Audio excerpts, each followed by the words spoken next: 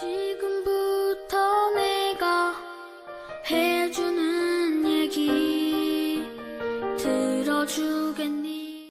할렐루야. 11월 17일 수요일 새벽입니다. 내가 주인 삼은 찬양 올려드리겠습니다. 내가 주인 삼은 모든 것 내려놓고 내 주 되신 주 앞에 나가 내가 사랑했던 모든 것 내려놓고 주님만 사랑해. 내가 주인 삼은 모든 것 내려놓고 내 주 되신 주 앞에 나가 내가 사랑했던 모든 것 내려놓고 주님만 사랑해. 그 사랑 거친 풍랑에도 깊은 바다처럼 나를 잠잠케 해. 주 사랑 내 영혼의 반석 그 사랑 위에 서리. 오늘 하나님께서 주신 은혜의 말씀은 시작성경 누가복음 17장 11절에서 19절 말씀이 되겠습니다. 누가복음 17장 11절에서 19절 말씀 중에서 15절부터 봉독해 드리겠습니다. 그 중에 한 사람이 자기가 나은 것을 보고 큰 소리로 하나님께 영광을 돌리며 돌아와 예수의 발 아래에 엎드려 감사하니 그는 사마리아 사람이라. 예수께서 대답하여 이르시되 10사람이 다 깨끗함을 받지 아니하였느냐? 그 9은 어디 있느냐? 이 이방인 외에는 하나님께 영광을 돌리러 돌아온 자가 없느냐 하시고 그에게 이르시되 일어나 가라 내 믿음이 너를 구원하였느니라 하시더라. 아멘. 오늘은 감사와 구원이란 제목으로 하나님 말씀을 상고하겠습니다. 사람의 몸을 입고 이 땅에 오신 예수님의 최고 관심사는 원래 사람이 살아야 될 땅, 원래 사람이 살아야 되는 나라, 곧 하나님 나라였습니다. 사람은 원래 하나님의 형상을 입고 태어난 영광스러운 존재로 그들은 하나님 나라에서 하나님의 기쁨에 동참하면서 하나님 받으신 모든 피조물을 다스릴 권리를 가지고 살아야 했습니다. 그런데 죄악으로 말미암아 그 지위를 잃어버리게 되었죠. 하나님 나라와 그 땅과 그 집에서 쫓겨났습니다. 나아가 하나님께서 허락하셨던 그 자연에 대한 통치권도 상실하고 도리어 자연 만물에 굴복하고 심지어 종이 되는 그런 삶을 살아야 했습니다. 바로 이 잃어버린 지위를 회복시키시는 것이 인간의 몸을 입고 오신 예수님의 가장 큰 목적이었다 하는 것입니다. 사람이 잃어버린 그 지위를 회복하고 하나님과 함께 살아가는 것, 하나님의 아들로서의 지위를 회복하는 것, 하나님의 나라, 하나님의 집에 주인으로 당당히 돌아오는 것, 이것이 예수님이 이 땅에 오셔서 행하실 모든 일의 목적이었다라는 것입니다. 이것이 바로 예수님의 구원 사역이다라고 하는 것이죠. 그러므로 예수님의 가르침은 바로 천국 백성이 되는 일에 집중될 수밖에 없었습니다. 그것이 당연한 것이죠. 만약에 주님의 이 가르침을 거절한 자가 있다면 어떻게 될까요? 천국 백성이 되게 하시는 이 주님의 가르침을 거절하거나 또 다른 사람이 이 가르침을 받지 못하도록 방해하는 자가 있다면 그는 영원히 하나님과 분리될 수밖에 없겠죠. 하나님 나라에서 그가 원래 누려야 될 그 특권을 결코 회복하지 못하게 될 것입니다. 그 사람은 마지막 기회를 차버린 사람이고 남의 기회까지 막아버린 사람인 것이죠. 그는 하나님의 집에서 영원히 살 수 있는 기회를 멸시했으므로 상응한 대가를 치러야 하는 것입니다.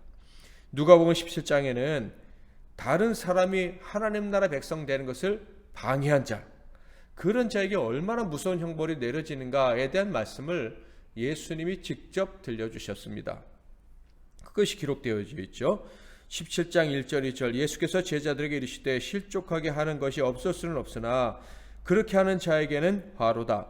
그가 이 작은 자 중에 하나를 실족하게 할진대 차라리 연자 맷돌을 그 목에 매어 바다에 던져지는 것이 나으니라. 여기서 실족해 한다는 것은요, 하나님 나라에 들어가는 것을 방해한다라는 말씀이죠. 이런 사람들은 이 땅에 존재하는 것이 낫다, 존재하지 않는 것이 낫다라고 예수님이 단호하게 말씀하십니다. 즉 죽어 지옥에 떨어지는 것이 낫다라는 거예요. 살아있을 이유가 하나도 없다라는 말씀입니다. 그러니까 예수님 이 말씀을 통해서 하나님 나라 백성이 되는 것이 생명보다 소중한 일이다, 생명 그 이상의 가치를 가지고 있는 것이다 라고 말씀하고 있어요. 생명이 있다고 할지라도 하나님 나라에 들어갈 수가 없다면 그 생명은 의미가 없다라는 말씀인 것이죠. 예수님의 이 가르침에 제자들이 뭔가 깨달음을 얻었던 것 같습니다. 그래서 예수님께 이렇게 요청을 합니다. 5절, 사도들이 주께 여짜오되 우리에게 믿음을 더하소서 하니, 하나님 나라의 백성이 되고 또 하나님 나라의 거침돌이 되지 않기 위해서는 믿음이 필요하다라는 생각을 한 것입니다.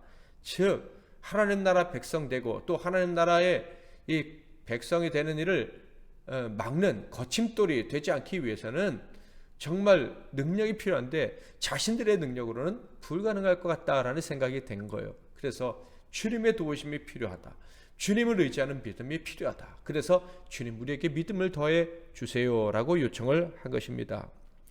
또 주님이 3절 4절에서는요, 하나님 나라 백성은 용서를 할 줄 알아야 된다 그랬습니다. 의와 평강과 희락이 있는 곳이 하나님 나라 아닙니까? 그러므로 그곳에서 미워하고 원수하는 일이 있다면 그곳은 하나님 나라도 아니고 그런 행동을 하는 사람은 하나님 나라 백성이라고 할 수가 없겠죠. 그런데 그 천국 백성답게 화해하고 용서하는 능력 자신들에게 없다는 것을 이 제자들이 깨닫고 믿음을 달라고 요청을 한 것입니다. 주님은 이 제자들의 요청이 마음에 드셨습니다. 그래서 그래, 믿음이 정말 중요한 거야 라는 말씀을 해주셨어요. 그런데 이 말씀과 함께 믿음이란 도대체 어떤 것인지에 대해서 자세히 설명해 주십니다. 먼저 해주신 말씀이 충성된 종의 비유였습니다. 칭찬받는 종의 비유를 들려주셨는데 바로 이 칭찬받는 종과 같은 자가 믿음 있는 사람이다 라는 거예요. 그러니까 이 칭찬받는 종 같은 이 믿음 있는 사람이 다른 사람을 하나님 나라로 인도하고 자기도 하나님 나라 백성의 특권을 누리고 또 하나님 나라 백성답게 용서하며 살 수 있다라는 말씀을 해주신 거예요. 자, 그렇다면 이 칭찬받는 종이란 어떤 종을 말하는 것일까요? 힘을 다해 주인을 위해 충성하지만 절대 자기의, 자기 공로를 내세우지 않는 종을 말하는 것입니다. 최선을 다해 주인을 위해 충성하나 그 모든 영광을 종에게 돌리는 사람을 말하는 것이죠.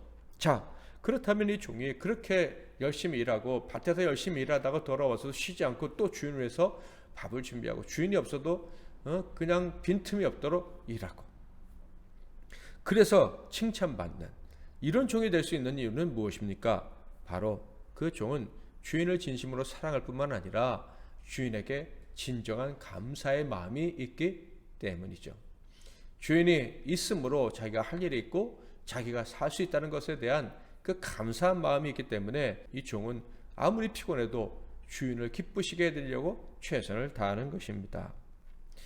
다음에 나오는 예수님의 그 행적은요, 감사하는 자가 믿는 자라는 이 예수님의 가르침을 확증해주고 있습니다. 그 이야기가 무엇입니까? 예수님이 행하신 일이 무엇입니까? 바로 10명의 나병 환자들을 치료하신 것입니다. 예수님께서 갈릴리 지방에서 예루살렘을 향해 가실 때였습니다. 아직 예수님이 갈릴리 지방, 그러니까 이스라엘의 변방에 계셨다 하는 것을 알 수가 있어요. 헤롯이 다스리는 지방 베리아 지역이라고 하는데요, 그곳에 예수님이 계셨던 것이 분명해 보입니다. 그렇게 생각할 수 있는 첫 번째 이유는 바로 그곳에서 10명의 나병 환자들을 만났는데 그 중에 이방인인 사마리아인이 섞여 있었다라는 거예요. 변방 지역이었기 때문에 이방인과 유대인이 섞여 있었다라고 볼 수가 있는 것이죠. 그리고 그렇게 생각할 수 있는, 즉 그것이 아직 헤롯이 영향력을 미치는 위험한 지역이었다는 그 확실한 증거는 11절입니다.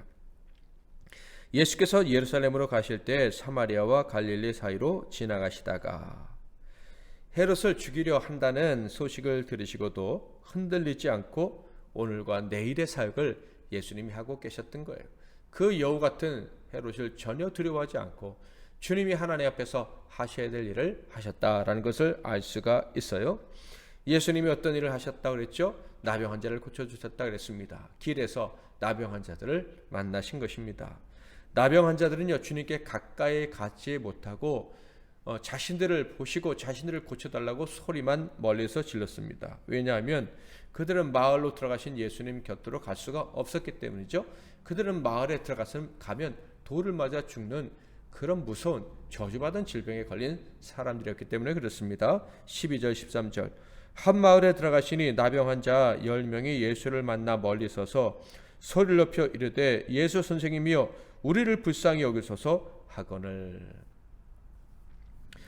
예수님은 그들의 목소리를 들으시고 불쌍히 여기시고 즉각 그들의 요청에 응답해 주십니다. 14절 보시고 이르시되 가서 제사장들에게 너희 몸을 보이라 하셨더니 그들이 가다가 깨끗함을 받은지라. 주님은 즉각 말씀해 주셨고 그 말씀을 들은 나병 환자들 역시 즉각 순종했습니다. 주님 말씀 믿고 제사장에게로 달려갔는데 달려가는 중에 자신들의 몸이 치료되었다는 것을 느끼게 됩니다. 그러니까 주님 말씀의 능력을 체험한 거예요. 예수님의 말씀을 믿었던 그 믿음의 역사가 나타났다 하는 거예요. 그들은 주님의 은혜를 사모했고 주님의 말씀을 들었고 주님의 말씀에 즉각 순종했고 그리고 그 말씀대로 자신의 삶의 역사가 나타나는 것을 체험한 사람들이다 하는 거예요. 그런데 성경은요, 이것이 끝이 아니에요. 이 놀라운 역사가 끝난 후에 더 중요한 일이 있다라는 것을 알려주십니다. 15절 16절 그 중에 한 사람이 자기가 나온 것을 보고 큰 소리로 하나님께 영광을 돌리며 돌아와 예수의 발 아래 엎드려 감사하니 그는 사마리아 사람이라. 이것이 왜 중요한 일입니까? 10명 중에 한 사람이 예수께 감사하기 위해 돌아왔는데 그 사람은 유대인이 아닌 하나님을 알지도 못하는 이방인이었다. 즉 사마리아 사람이었다라는 것입니다. 그것이 첫 번째로 중요한 것이고요.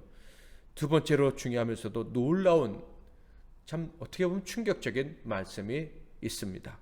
많은 사람들의, 많은 신자들의 이미 가지고 있는 생각을 완전히 바꾸게 해줄 수도 있는 말씀이라고 생각이 되는데요. 17절부터 19절을 보겠습니다. 예수께서 대답하여 이르시되 10사람이 다 깨끗함을 받지 아니하였느냐? 그 9은 어디 있느냐? 이 이방인 외에는 하나님께 영광을 돌리러 돌아온 자가 없느냐 하시고 그에게 이르시되 일어나 가라 내 믿음이 너를 구원하였느니라 하시더라. 예수님 먼저 나머지 9은 어디 있느냐라고 물으셨습니다. 그리고 오직 이 한 사람 사마리아 사람만이 하나님께 영광을 돌리러 왔다라고 말씀을 하십니다. 그러니까 이 사마리아 사람만 하나님께 감사를 올려드리러 왔다라는 말씀을 하신 거예요. 그래서 감사로 돌아온 이 한 사람만이 믿음으로 구원을 얻었다라는 말씀을 하셨습니다. 정말로 놀라운 말씀이죠. 여기서 우리는 아주 중요한 진리를 깨닫게 됩니다. 하나님께 올려드리는 감사는 우리 믿음에 너무나도 중요한, 너무나도 큰 비중을 차지한다라는 것입니다. 그러니까 우리의 믿음이 있는데 거기에 감사가 없으면 믿음이 없는 것과 마찬가지다라는 거예요. 감사가 없는 믿음은 진짜 믿음이 아니며 그러므로 감사가 없는 믿음은 구원에 이를 수도 없다라는 진리를 오늘 주님의 말씀을 통해서 우리는 깨달을 수가 있는 것입니다. 9명의 나머지 나병 환자들 분명 예수님을 기대했고요. 말씀을 듣기를 원했고요. 들었고요. 순종했고 기적도 체험했습니다. 그런데 그들에겐 중요한 한 가지가 없었어요. 하나님께 감사를 올려드리는 것, 하나님께 영광을 돌려드리는 것, 이것이 없었습니다. 그 결과 그들이 주님을 바라고 말씀을 기대하고 순종함으로 말미암아 놀라운 기적을 체험했음에도 불구하고 구원을 받지는 못했습니다. 즉 하나님 나라에 입성을 하지는 못했다. 하나님 나라 백성이 되지는 못했다. 예수님이 이 땅에 오신 구원사역의 목적의 성취를 그들의 삶 속에서는 찾아볼 수가 없었다라는 말씀입니다. 저와 여러분이 이 충격적인 결과를 절대 잊어서는 안 될 것입니다. 이 말씀이 주는 교훈을 절대 망각해서는 안 될 것입니다. 감사가 없으면 운명이 달라질 수 있다는 것을 늘 기억하고 살아갈 수 있기를 바랍니다. 감사를 통해서 믿음이 있는 자와 믿음이 없는 자의 운명이 나뉘는 거예요. 감사를 통해서 천국 백성과 지옥 백성의 운명이 나뉘어지는 것입니다. 적어도 오늘 말씀만 본다면 유대인이냐 이방인이냐 혈통이 그러니까 혈통이 어떠느냐라는 문제도, 믿고 순종했느냐 혹시 순종하지 못했느냐라는 문제도 그렇게 중요하지 않다는 것을 알 수가 있습니다. 그것보다 더 중요한 것이 있는데 바로 진정한 감사가 있느냐 없느냐 하는 거예요. 정말로 하나님께 영광을 올려드리기를 원하는 마음이 있느냐 없느냐, 이것이 더 중요하고 최종적인 믿음을 평가하는 지렛대다라는 것을 알 수가 있습니다. 그렇다면 하나님 나라를 위해서 이 땅에 오신 예수님은 지금 우리에게 어떤 모습을 바라시겠습니까? 당연히 감사하는 모습을 보기를 원하시겠죠. 주님을 바라고 말씀을 바라고 순종하고 기적을 체험할 뿐만 아니라 바로 감사하는 사람이 되어야 한다는 거예요. 기적을 체험하는 놀라운 단계까지 갔는데 자신의 공로를 내세우고 감사와 영광을 돌리지 못한다면 그 사람에게는 구원이 없다라는 말씀입니다. 가까이 다가온 추수감사절, 한 해 동안 어떻게 감사하며 지내왔는지 돌아볼 수 있기를 바랍니다. 그리고 혹시 많이 감사하지 못했다면 이 시간, 이 기회에 하나님께 더욱더 감사를 올려드리는 저와 여러분 되기를 바랍니다. 감사해야 진짜 백성, 감사할 줄 알아야 진짜 구원 얻은 백성이 되는 것입니다. 오늘과 내일 그리고 앞으로 영원토록 우리가 하나님께 감사하는, 그래서 참 믿음으로 구원을 얻고 하나님 나라 백성으로 영원히 살아가는 저와 여러분이 되시기를, 그런 복을 누리시기를 주님의 이름으로 축복합니다. 오늘도 말씀 붙잡고 기도하시고 승리하시는 하루 되시기를 바랍니다. 살아계신 하나님 아버지, 올 한 해도 하나님 은혜 가운데 살아오게 하시고 많은 사고와 사건 가운데서도 환난과 역경 가운데서도 우리를 지켜주시고 오늘 이렇게 하나님 앞에 또 예배하고 말씀 듣고 그 말씀으로 힘을 얻고 소망을 얻게 해주시니 감사합니다. 우리가 하나님 은혜 가운데 많은 기적도 체험했습니다. 우리 안에 하나님의 말씀이 임할 때마다 솟아나는 기쁨도 소망도 느꼈습니다. 하나님, 이제 한 걸음 더 나아가는 자가 되어서 진짜 믿음, 진짜 구원받은 자라 인정받는 저희가 되게 하옵소서. 바로 감사하는 자가 되게 하옵소서. 감사함으로 우리 평생 하나님께 인정받는 자 되기를 바라고, 감사함으로 모든 어려움과 마귀의 유혹과 시련 다 이겨낼 수 있는 능력자들이 되기를 바라며 우리 주 예수 그리스도의 이름으로 기도하옵나이다. 아멘.